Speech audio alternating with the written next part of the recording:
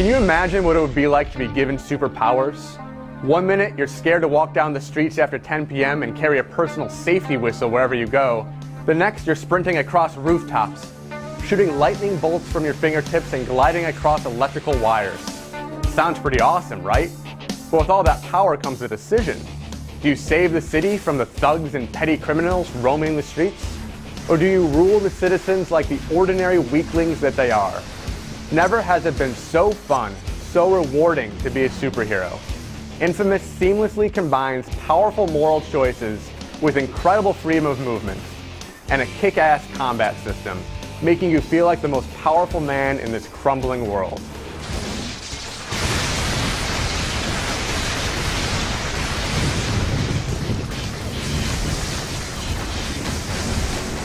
At the beginning of the game, Cole is just an ordinary bicycle delivery man.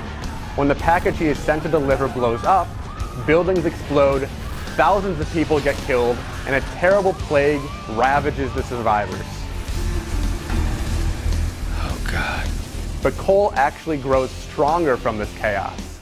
He miraculously gets superpowers and spends the rest of the game tracking down who set off this bomb in the first place.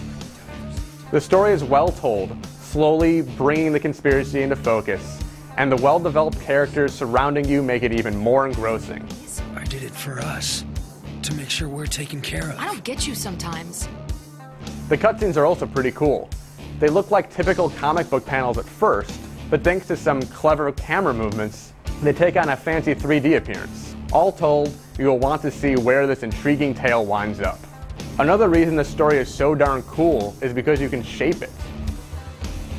During pivotal moments, the action will stop and Cole will spell out the choices in front of him. Does he let the starving citizens eat the government-supplied food? Or shoot a blast of lightning, scaring them away and keeping it for all his friends?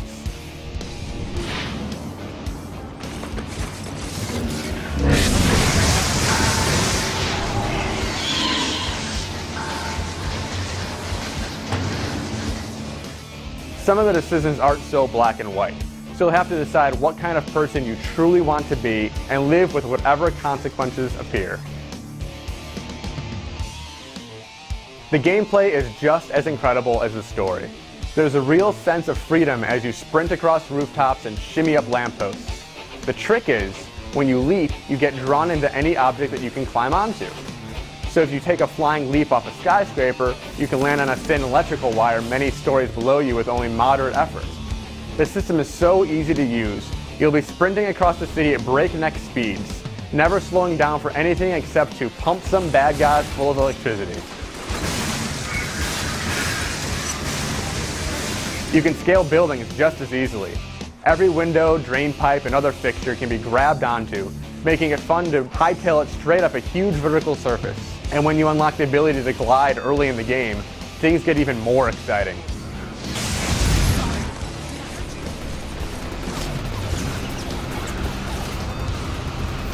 There is a slight problem with the movement though.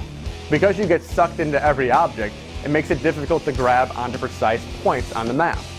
For instance, if you need to drop down from the roof to the middle of a tall building, you'll often latch onto every window and pipe along the way.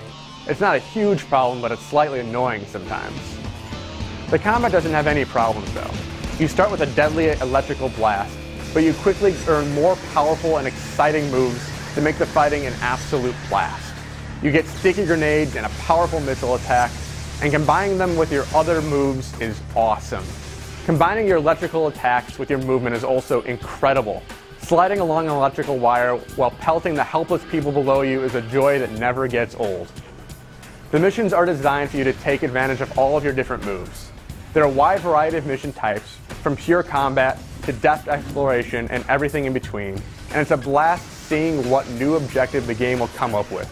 There are also side missions that clear out districts in the city when you finish them. There are 30 unique bad and good missions depending on what side of the morality coin you choose, and there are some awesome surprises in store. The pacing in inFamous is also top-notch, doling out new missions, side quests, and abilities at such a steady rate that you always have something cool to check out. The one blemish in this otherwise incredible game is the visuals. They just aren't that hot. The buildings and roads have kind of a murky, ill-defined look, and there's plenty of pop-in when you're quickly moving across town. There are also some glitches, such as when Cole will fall clean through a railing or other solid object. These problems don't detract from the fun of the game, but they are noticeable. The visuals aren't all jankety though. Some aspects are well done. Cole animates really smoothly. Watching him climb buildings is pretty amazing. The lighting is also pretty sweet. During some parts of the game, you're stuck in the sewers, but the incredible lighting effects make it eerily inviting. The visuals are the only thing wrong with inFamous, and even they aren't bad. The combat is rewarding and intense, moving around the city feels almost perfect, and the story will draw you in, make you care about this world. It will take about 30 hours to finish the quest your first time through, but inFamous is just so darn fun, and the moral choice is so intriguing that it's worth playing through again just to see the events play out from the other perspective. inFamous is one of the most exciting and engaging superhero games ever made.